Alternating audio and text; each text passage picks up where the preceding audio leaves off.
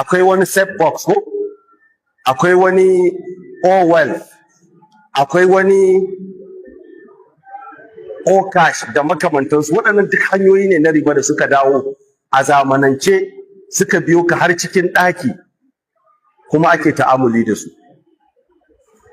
Wani zai ce ai shi ba ya karɓi kuɗin ba ne don ya yi amfani da shi, ai yadda da ta'amuli da riba shi karan kansa haramun. Ka yadda cewa ga kuɗina a dinga bani riba, wannan saɓon Allah ne ai. Ka yadda da saɓon Allah kafin ka zo ga cin kuɗin, shi ma cin kuɗin saɓon Allah ne, amma yadda da cewa za ka yi mu'amala ta riba ma saɓon Allah ne. Bai kamata ka yadda da shi ba, ko da ba za ka yi ta'amuli da kuɗin ba. Wanda ake maganar kuɗin da ba ka bayar ba ne a matsayin riba, ka bayar ajiya sai aka yi maka ƙari, to wannan ƙari shine ake so kai ka yi disposing ɗin shi, domin su sun ranta ne, da suka ranta kuma suka yi maka ƙari, kai ƙarin sai ka yi takallusi da shi, saboda kai baka ba su a matsayin rance ba, ka ba su a matsayin ajiya ne. Idan haka in suka baka, kai sai ka yi disposing ɗin shi, dama tun farko baka shiga mu'amalar riba ba.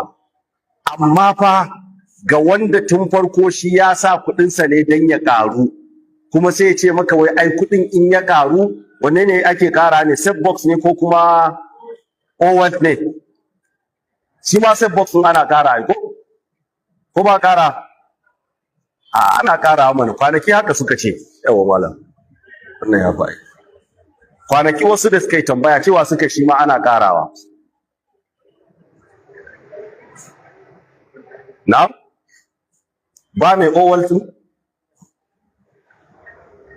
All aka ce shi ma ana ƙarawa. Almuhim, in ma set box ne ake ƙarawa, daga sanda ka buɗe ka san ƙara maka za a dinga yi kullum, ka san cewa ka shiga mu'amalar da shari'a ba ta yadda da ita ba.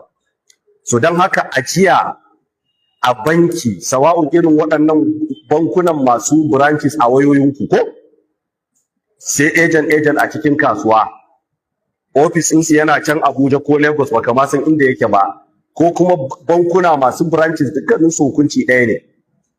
In ka ajiye kuɗi suka baka, in kai ajiya kai babu matsala, asali baka shiga mu'amala ta sabo ba.